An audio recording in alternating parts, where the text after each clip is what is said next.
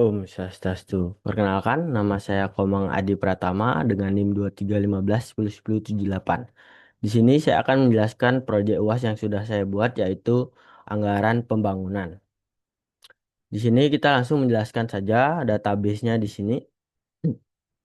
Itu ada migration, seeder, dan ada juga yang namanya factories. Di sini kita langsung saya ke migration yang pertama yaitu add role. Di mana role ini ada yaitu tabel string. Pada baris ini saya menambahkan kolom baru bernama role ke dalam tabel user. Lalu kolom ini digunakan untuk menyimpan peran pengguna seperti user, leader, atau admin, yaitu nilainya defaultnya adalah user, sehingga setiap akun baru otomatis memiliki eh, peran staff. Kolom ini diletakkan setelah email agar struktur tabel lebih rapi. Lalu di sini ada baris pendukungnya. Baris ini menunjukkan bahwa migration ini memodifikasi tabel user yang sudah ada. Lalu di baris ini digunakan untuk menghapus kolom role jika migration di rollback agar database kembali ke kondisi semula. Lalu di use di sini ini adalah dependensi bahwa Laravel untuk migration dan ada baris return new class exception. Ini untuk exception migration. Nah, langsung saya kita ke file migration selanjutnya yaitu di create budget. Nah, di sini ada namanya kolom status untuk menyimpan alur persetujuan anggaran. Nah, di sini status digunakan untuk membedakan apakah anggaran masih menunggu atau pending, eh, disetujui atau membutuhkan persetujuan atau minta revisi lagi. Nah, nilai defaultnya adalah pending, artinya setiap anggaran baru harus disetujui terlebih dahulu oleh leader atau mandor. Nah, saya di sini di kolom di baris ini menunjukkan relasi antara tabel, budget, dan user. Setiap anggaran pasti dimiliki oleh satu user. Jika user dihapus, maka seluruh data anggaran juga ikut terhapus secara otomatis. Lalu di sini ada kolom bersifat opsional untuk menyimpan keterangan tambahan dari pengajuan anggaran atau menambah kolom komentar.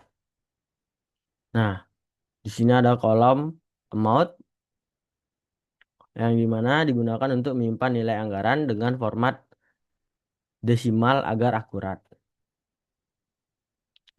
Lalu ada untuk mencatatnya, di mana kolom ini untuk membuat dan memperbarui data anggaran. Lalu ini ada struktur migrationnya dan eh, di sini ada bagian untuk membuat fa- mohon maaf, tabel budget baru. Lalu di sini digunakan untuk mengrollback migration migration budget. Nah, di sini saya mengambil jenis database yang digunakan aplikasi misalnya MySQL atau SQLite. Lalu bagian ini menangani kasus jika aplikasi menggunakan SQLite yang tidak mendukung enum atau check constraints. Eh, di sini ada juga tabel budget new dibuat ulang dengan kolom status ber, berting- bertipe string, bukan enum, supaya lebih fleksibel. Lalu baris ini digunakan untuk menyalin seluruh data tabel budget selama ke tabel baru tanpa kehilangan data. Setelah data dipindahkan, Setelah data dipindahkan, tabel lama dihapus dan dibuatnya tabel baru dengan nama budget yang baru. Lalu di sini eh, jika database buka SQLite, maka digunakan cara yang lebih sederhana untuk mendapatkan tipe kolom. Lalu untuk di sini di else eh, di if ini untuk MySQL perubahan kolom dilakukan menggunakan SQL langsung. Lalu di baris DB ini kolom ini status diubah menjadi varchar agar tidak lagi terkait enum. Lalu di bagian else ini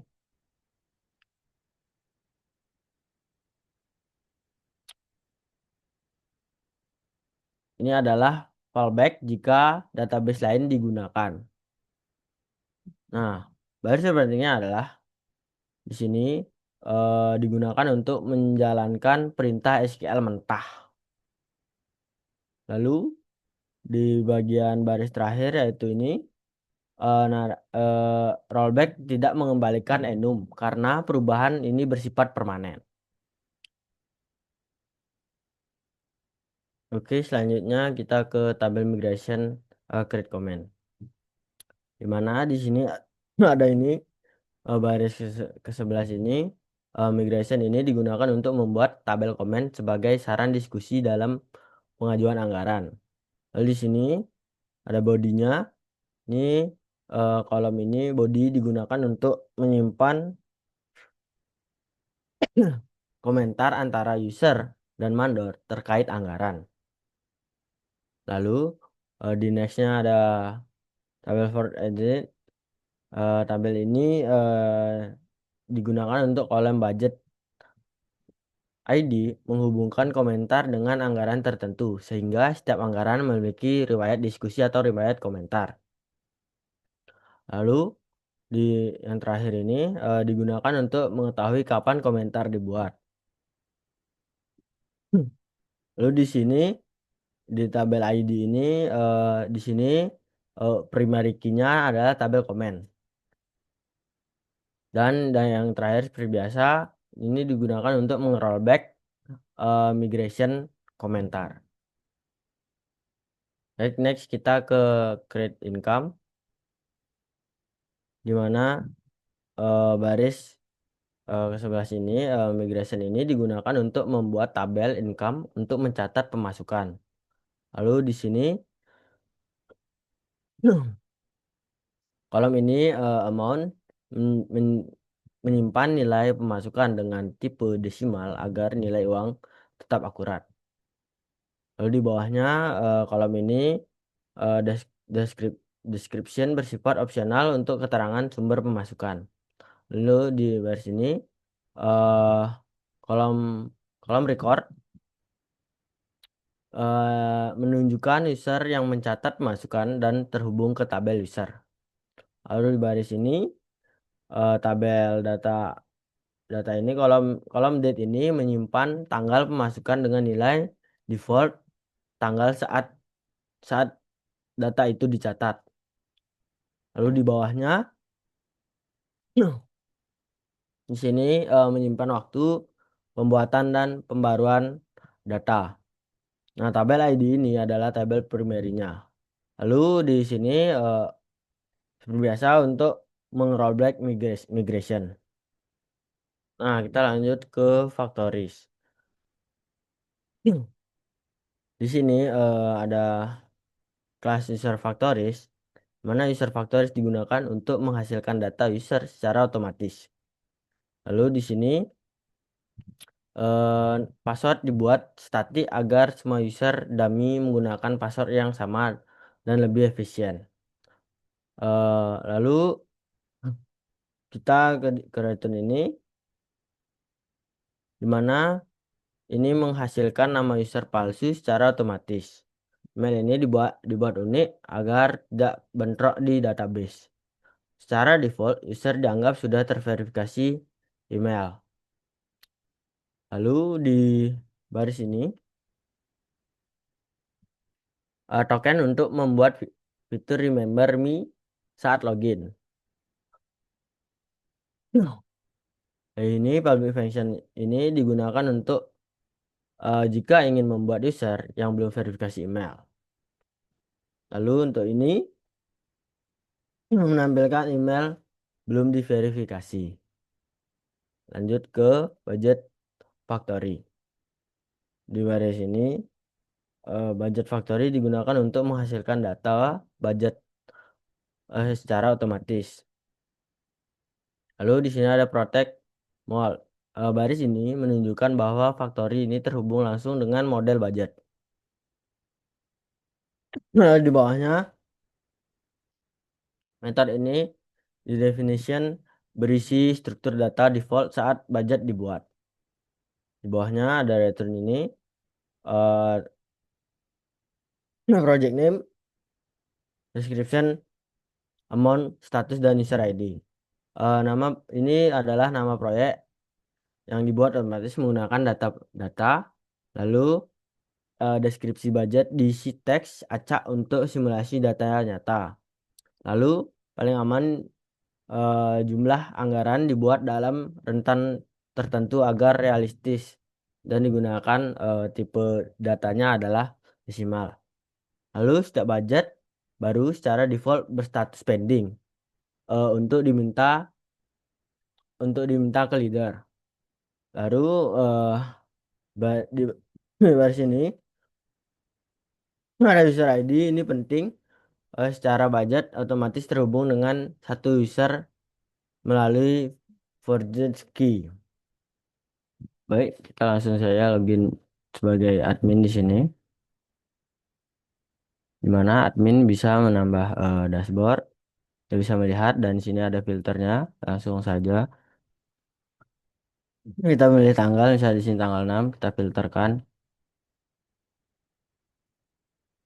Di sini tanggal 5 kita filterkan, di sini belum ada perubahan dan di tanggal 6 dan 7 itu sudah ada filteran. Ini ada budgeting. Ini terlihat mana yang sudah di approve statusnya dan ada juga yang di reject. Ini approve.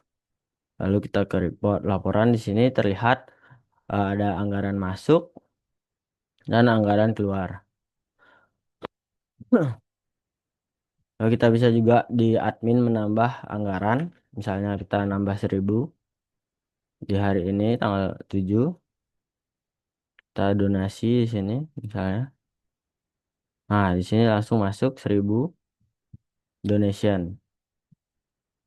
Nah, kita langsung saja eh, kita login ke staff.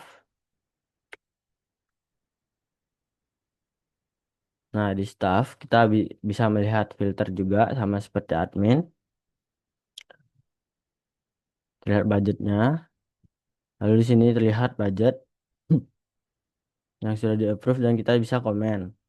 Nah, sekarang ini laporan juga sama. Nah, sekarang di staff kita bisa membuat RAB atau eh, anggaran proyek kita bisa merequest ke leadernya atau ke admin. Misalnya di sini kita ingin membuat proyek yaitu jalan baru menuju kebun sawit misalnya. Deskripsi kita butuh jalan menuju kebun. Nah, kita minta anggaran misalnya 10 juta. Ini kita boleh diisi atau tidak. Isi saya mohon ban mohon anggarannya. Submit budget. Nah, di sini statusnya pending. Kita harus login ke leader atau mandernya. Nah, di leader atau mandor, kita juga bisa melihat seperti admin dan user. Mana bisa memfilter, melihat budget di sini. Nah, ini di sini ada status pending tadi yang jalan menuju sawit. Nah, kita bisa mereject atau need revisi atau langsung mau approve-nya. Di sini saya coba need revisi dulu. kita bilang kurang mahal. Jangan. Kurang banyak anggarannya. Nah, submit di sini. Ini komennya bisa juga komen di sini. Kita submit di sini. Nah, di sini ada komennya terlihat. Lalu kita pergi ke ke staff lagi. Di staff akan terlihat seperti ini. Nah, sini ada di sini kelihatan. Nah, ini revisi. Nah, kita akan revisi edit budget. Nah, di dalam edit budget kita tambah di sini. Kita bisa mengubah ini namanya deskripsi dan nah, kita tambah di sini 5 saja, 15 juta jadinya. Lalu sudah saya tambahkan 5 juta. Submit revisi. Nah, langsung saja kita login ke leadernya. Di sini kita lihat. Nah, ini jadi 15 juta. Nah, kita langsung approve saja. Kita approve. Nah, untuk rejectnya, saya akan mencoba ke rejectnya. Kita login ke staff dulu untuk merequest. Kita gampangin aja. Submit. Login ke leader.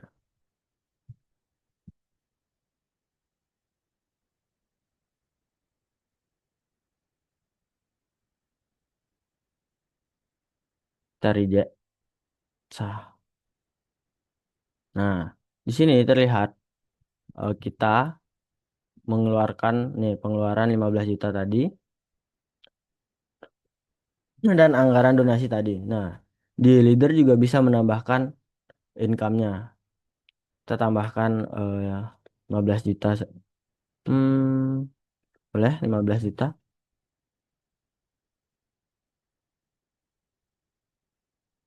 dari tanggal 8 ya. Hibah sawit. Boleh hibah sawit. Nah, di sini akan terlihat tambahan 15 juta. Nah, kita lihat di dashboard. Di tanggal 7 belum ada tambahan. Kita tambah di sini. Set.